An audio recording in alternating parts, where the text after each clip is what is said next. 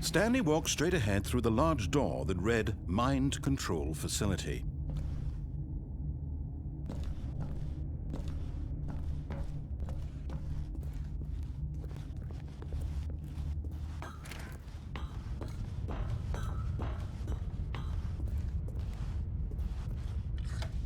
The lights rose on an enormous room packed with television screens.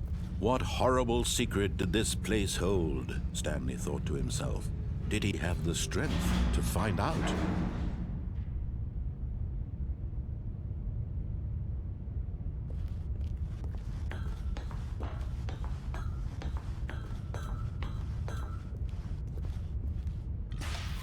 Now the monitors jumped to life, their true nature revealed. Each bore the number of an employee in the building, Stanley's co-workers. The lives of so many individuals reduced to images on a screen, and Stanley, one of them, eternally monitored in this place where freedom meant nothing.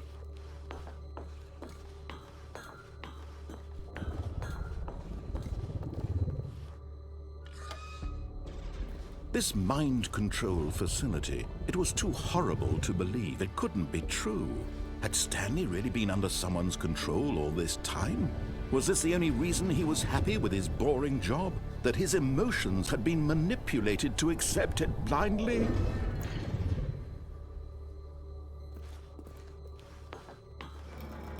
No, he refused to believe it. He couldn't accept it. His own life in someone else's control? Never! It was unthinkable, wasn't it? Was it even possible? Had he truly spent his entire life utterly blind to the world? But here was the proof. The heart of the operation. Controls labeled with emotions. Happy, or sad, or content. Walking, eating, working. All of it monitored and commanded from this very place. And as the cold reality of his past began to sink in, Stanley decided that this machinery would never again exert its terrible power over another human life. For he would dismantle the controls once and for all.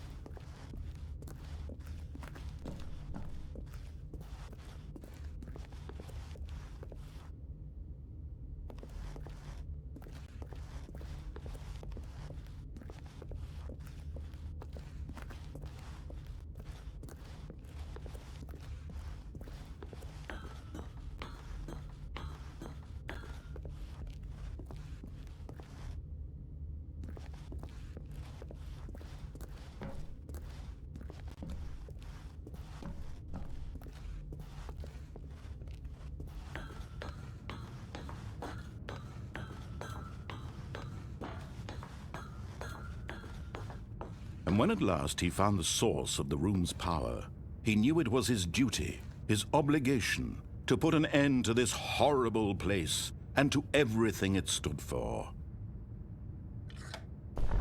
Oh, Stanley, you didn't just activate the controls, did you?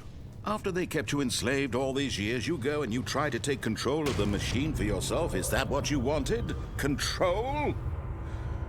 Oh, Stanley, I applaud your effort, I really do. But you need to understand, there's only so much that machine can do. You were supposed to let it go, turn the controls off, and leave. If you want to throw my story off track, you're going to have to do much better than that.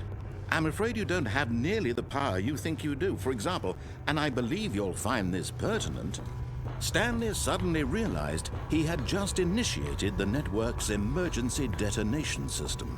In the event that this machine is activated without proper DNA identification, nuclear detonators are said to explode, eliminating the entire complex. How long until detonation then? Let's say, 2 minutes. Now this is making things a little more fun, isn't it, Stanley? It's your time to shine. You are the star. It's your story now. Shape it to your heart's desires. Oh, this is much better than what I had in mind. What a shame we have so little time left to enjoy it. Mere moments until the bomb goes off. But what precious moments each one of them is. More time to talk about you, about me, where we're going, what all this means. I barely know where to start. What's that? You'd like to know where your co-workers are? A moment of solace before you're obliterated? All right, I'm in a good mood. You're gonna die anyway. I'll tell you exactly what happened to them. I erased them. I turned off the machine. I set you free. Of course, that was merely in this instance of the story. Sometimes when I tell it, I simply let you sit there in your office forever, pushing buttons endlessly and then dying alone. Other times, I let the office sink into the ground, swallowing everyone inside, or I let it burn to a crisp. I have to say this, though, this version of events has been rather amusing. Watching you try to make sense of everything and take back the control wrested away from you, it's quite rich.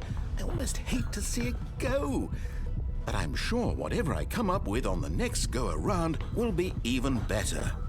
My goodness, only 34 seconds left. But I'm enjoying this so much. You know what? To hell with it.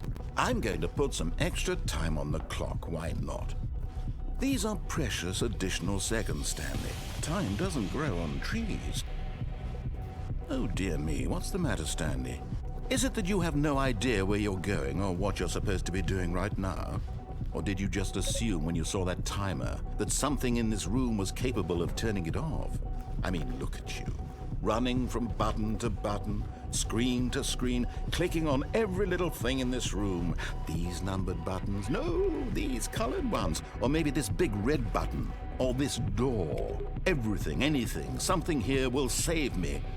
Why would you think that, Stanley? That this video game can be beaten? Won? Solved? Do you have any idea what your purpose in this place is? Stanley, you're in for quite a disappointment. But here's a spoiler for you. That timer isn't a catalyst to keep the action moving along. It's just seconds ticking away to your death. You're only still playing instead of watching a cutscene because I want to watch you for every moment that you're powerless. To see you made humble. This is not a challenge. It's a tragedy.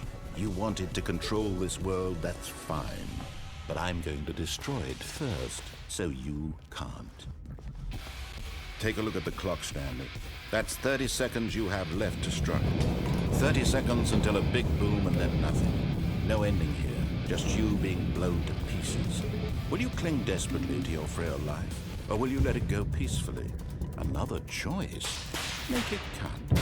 Or don't. It's all the same to me, all a part of the joke. And believe me, I will be laughing at every second of your inevitable life from the moment we fade in until the moment I say, happily ever after.